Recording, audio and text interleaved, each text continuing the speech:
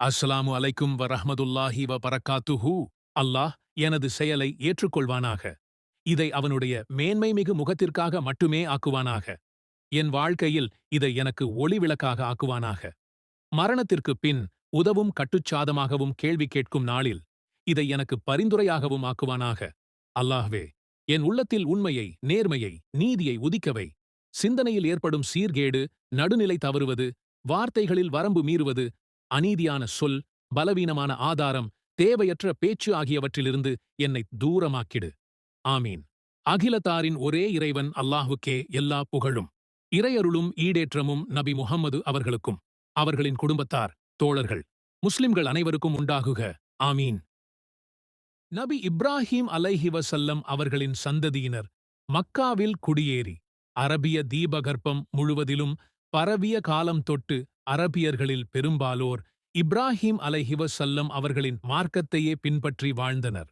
அல்லாஹ்வை மட்டுமே வணங்கி அவனால் அங்கீகரிக்கப்பட்ட மார்க்கத்தை முழுமையாக கடைபிடித்து வந்தனர்.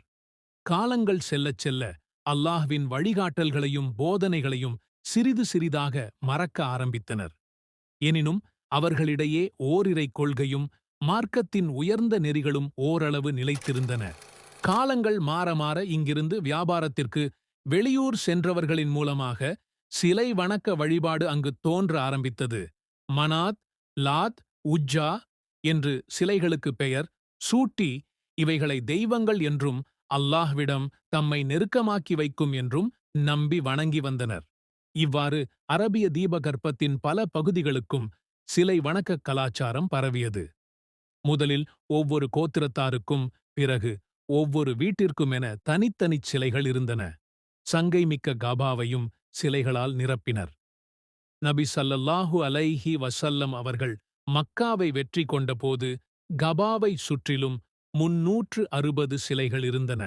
நபி ஸல்லல்லாஹு அலைஹி வஸல்லம் அவர்கள் தங்கள் கரத்திலிருந்த தடியால் அவைகளை குத்தி கீழே தள்ளினார்கள். பின்னர் நபி ஸல்லல்லாஹு அலைஹி வஸல்லம் அவர்களின் உத்தரவின்படி அவைகள் கபாவிலிருந்து வெளியேற்றப்பட்டு எரிக்கப்பட்டன.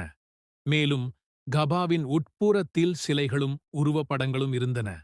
அவற்றில் நபி இப்ராஹீம் அலைஹி வஸல்லம் மற்றும் நபி இஸ்மாயில் அலைஹி வஸல்லம் அவர்கள் தங்கள் கரங்களில் அம்புகளை பற்றியவாறு இருப்பது போன்ற உருவப்படங்கள் அமைக்கப்பட்டிருந்தன.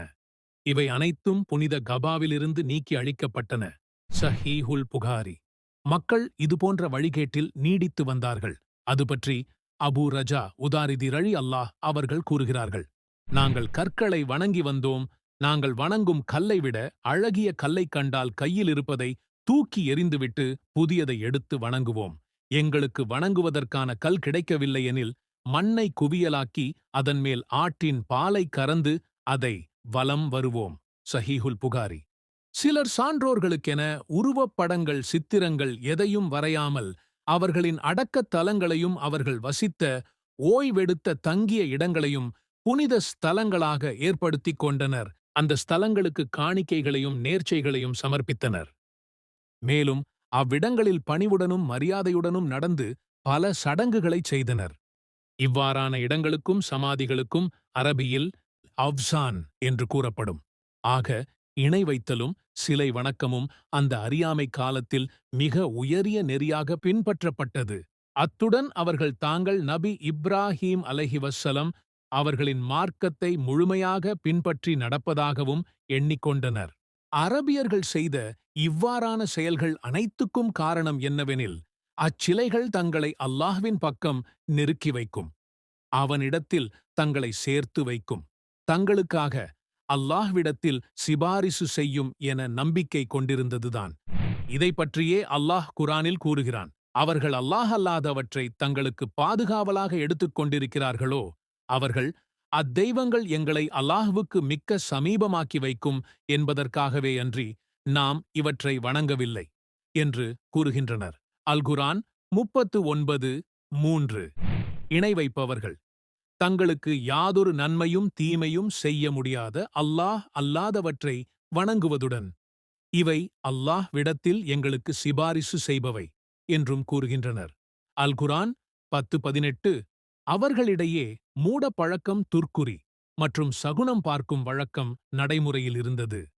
அவர்களுடைய வழக்கத்தில் ஒன்று, ஏதாவதொரு காரியத்தை செய்ய நினைத்தால் ஒரு பறவையை அல்லது மானை விரட்டுவார்கள். அது வலப்புறமாகச் சென்றால் அதை நற்சகுணமாகக் கருதி தான் விரும்பியிருந்த காரியத்தை செயல்படுத்துவார்கள். இடப்புறமாகச் சென்றால் அதை அபசகுனமாகக் கருதி செயல்படுத்த மாட்டார்கள். இவ்வாறே அவர்கள் சென்று கொண்டிருக்கும் பாதையில் ஏதேனும் பிராணிகளோ பறவைகளோ குறுக்கிட்டால் அதிலும் சகுனம் பார்ப்பார்கள். அறியாமை கால அரபியர்களிடம் இவ்வாறான மூட நம்பிக்கைகள் நிறைந்திருந்த போதிலும் இப்ராஹீம் அலைஹி வஸல்லம் அவர்களுடைய மார்க்கத்தின் சில நெறிமுறைகளும் அவர்களிடையே எஞ்சியிருந்தன. அந்த மார்க்கத்தை அவர்கள் முற்றிலுமாக புறக்கணித்து விடவில்லை. எடுத்துக்காட்டாக, இறையில்லமான காபாவை கண்ணியப்படுத்துதல், அதை வலம் வருவது, ஹஜ், உம்ரா செய்வது, அரஃபா முஜ்தலிஃபாவில் தங்குவது, அல்லாஹ்வுக்காக அறுத்து பலியிடுதல் போன்ற நற்செயல்கள் அவர்களிடம் நிலை பெற்றிருந்தன. எனினும் அந்த நற்செயல்களில் பல மூட நம்பிக்கைகளையும் புகுத்தியிருந்தனர். இணை வைத்தல், சிலை வணக்கம், மூட நம்பிக்கைகள், மூட பழக்க வழக்கங்கள் ஆகியவையே அரபிய தீபகற்பத்தில் பரவியிருந்தன. இது தவிர யூத, கிறிஸ்துவ, மஜூசி, சாபி போன்ற மதங்கள் அரபிய தீபகற்பத்தில் ஆங்காங்கே காணப்பட்டன. இஸ்லாமிய பேரொளி பிரகாசிக்கத் தொடங்கியபோது இம்மதங்களையே அரபியர்கள் பின்பற்றிக் கொண்டிருந்தனர். அதற்கு முன்பிருந்தே கொஞ்சம் கொஞ்சமாக இம்மதங்கள் வீழ்ச்சியடைய ஆரம்பித்தன. நாங்களே நபி இப்ராஹீம் அலைஹி வஸல்லம் அவர்களின் மார்க்கத்தில் நிலைத்திருக்கிறோம் என வாய்ப்பந்தல் கட்டியிருந்த முஷ்ரிக்குகள். உண்மையில் நபி இப்ராஹீம் அலைஹி வஸல்லம் அவர்களுடைய மார்க்கச் சட்ட ஏவல்களையும் விலக்கல்களையும் பின்பற்றுவதிலிருந்து வெகுதூரம் விலகியிருந்தனர். அவர்கள் கற்றுத்தந்த நற்பண்புகளை முழுதும் புறக்கணித்து வாழ்ந்தனர். அவர்களிடையே குற்றங்கள் மலிந்து சிலை வணங்கிகளிடம் இருக்கும் மூட நம்பிக்கைகளும் வழிகேடுகளும் கால ஓட்டத்தில் அவர்களின் மதச் சடங்குகளாக மாறின. இச்சடங்குகளும் மூட நம்பிக்கைகளும் அவர்களின் சமய, சமூக, அரசியல் வாழ்க்கையின் அனைத்து துறைகளிலும் பெரும் மாற்றத்தை ஏற்படுத்தின. யூத மதம் முற்றிலும் முகஸ்துதியாகவும் சர்வாதிகாரமாகவும் மாறியிருந்தது. அம்மதத் துறவிகளும் அதன் தலைவர்களும் கடவுளர்களாக விளங்கினர். மதச் சட்டங்கள் என்ற பெயரால் வாழ்க்கையை நெருக்கடியாக்கி தங்கள் விருப்பத்திற்கேற்ப மக்களை கசக்கிப் பிழிந்தனர். மக்களிடையே இறை நிராகரிப்பும் சமூகச் சீர்கேடுகளும் பரவிக் கிடந்தாலும், நேரிய மார்க்கம் சிதைக்கப்பட்டு சீர்கெட்டிருந்தாலும் அதைப் பற்றிச் சிறிதும் கவலையின்றி தலைமைத்துவத்தை தக்க வைத்துக் கொள்வதிலும் செல்வங்களை சேகரிப்பதிலுமே கவனம் செலுத்தினார்கள். எத்தகைய உயர் போதனைகளைக் கற்று அதனை பின்பற்றி வாழ வேண்டுமென அல்லாஹ் கட்டளையிட்டிருந்தானோ அவை அனைத்திற்கும் சமாதி கட்டினர். கிறிஸ்துவ மதம் சிலை வணங்கும் மதமாக மாறியது. அல்லாஹ்வுக்கும் மனிதர்களுக்கும் இடையே புதுமையானதொரு கலப்படத்தை கிறிஸ்துவ மதம் போதித்தது. அந்த மதத்தை பின்பற்றிய அரபியரிடம் அது எவ்வித தாக்கத்தையும் ஏற்படுத்தவில்லை. ஏனெனில் அதன் போதனைகள் வாழ்க்கை நெறிக்கு ஏற்றதாக இருக்கவில்லை. அம்மக்களுக்கு அதிலிருந்து விலகுவதும் சிரமமாக இருந்தது. நன்மை தரக்கூடியது எது, தீமை தரக்கூடியது எது என்பதில் பெரும்பாலும் மக்கள் தவறிழைக்கிறார்கள். சிலருக்கு நன்மை எனத் தோன்றுவது வேறு சிலருக்கு தீமையாகத் தோன்றலாம். எனவே நன்மை தீமைகளை முடிவு செய்வது மக்களிடமே விடப்பட்டால் அவர்களுக்குள் சண்டை சச்சரவு ஏற்பட்டு பெரும் குழப்பமும் சீர்கேடும் பரவிவிடும். இந்த பூமியை சீர்படுத்துவதற்கு பதிலாக பெரும் குழப்பம் ஏற்பட்டுவிடும். எனவே அல்லாஹ் தன் ஞானத்திற்கேற்ப தன் தூதர்களை அனுப்பினான். மனிதர்களின் பிரச்சினைகளுக்கும் கருத்து வேறுபாடுகளுக்கும் அவர்களை தீர்வாக ஆக்கினான். மக்களுக்கு தூதர்களை அனுப்பியது அல்லாஹ்வின் மாபெரும் கருணையாகும். அத்தூதர்கள்தான் மக்களுக்கு நற்செய்திகள் கூறி நல்வழியின் பக்கம் அழைத்தார்கள். தீய வழிகேட்டிலிருந்தும் குருட்டு நம்பிக்கையிலிருந்தும் மூடப்பழக்கம், அனாச்சாரம் ஆகியவற்றிலிருந்தும் மக்களை நேர்வழிப்படுத்தினார்கள். அரபியர்களின் ஏனைய மதக் கோட்பாடுகள் சிலை வணங்கிகளின் மதக் கோட்பாடுகளுக்கு ஒத்திருந்தன. அவர்களின் இதயங்கள், கொள்கைகள், மூட நம்பிக்கைகள், பழக்க வழக்கங்கள் கூட ஒன்றுபட்டிருந்தன. அரபியர்கள் மட்டுமின்றி உலகம் முழுவதிலும் வாழ்ந்த மக்களின் நிலையும் அவ்வாறே இருந்தது. இத்தகைய காலகட்டத்தில்தான் இறை தூதரின் தேவை மிகவும் அவசியமாக இருந்தது. ஏக இறைவனுக்கு இணை வைத்து மூடப் பழக்க வழக்கங்களில் திளைத்து அறியாமை என்ற இருளில் மூழ்கிக் கிடந்த அம்மக்களை நேர்வழிப்படுத்தி ஏக இறைவனின் கொள்கையை மீண்டும் அம்மக்களிடம் புதுப்பித்து நல்வழிப்படுத்த இறை தூதர் முஹம்மது ஸல்லல்லாஹு அலைஹி வஸல்லம் அவர்களை அல்லாஹ் அம்மக்களிடையே இறுதித் தூதராக அனுப்பி வைத்தான். அல்லாஹ் கூறுகின்றான், அல்லாஹ் நம்பிக்கையாளர்களின் மீது மெய்யாகவே அருள் புரிந்திருக்கிறான். அவர்களுக்காக ஒரு தூதரை, அதுவும் அவர்களில் இருந்தே அனுப்பினான். அவர் அவர்களுக்கு அல்லாஹ்வுடைய வசனங்களை ஓதிக் காண்பித்து அவர்களை பரிசுத்தமாக்கியும் வைக்கிறார்.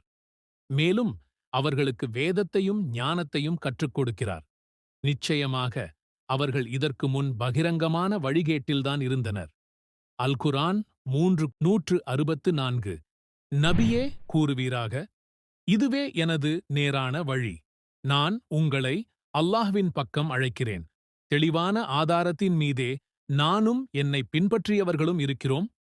இணை துணைகளை விட்டு அல்லாஹ் மிகப் பரிசுத்தமானவன். ஆகவே நான் அவனுக்கு இணை வைப்பவர்களில் உள்ளவன் இல்லை. அல் குர்ஆன் 12:108.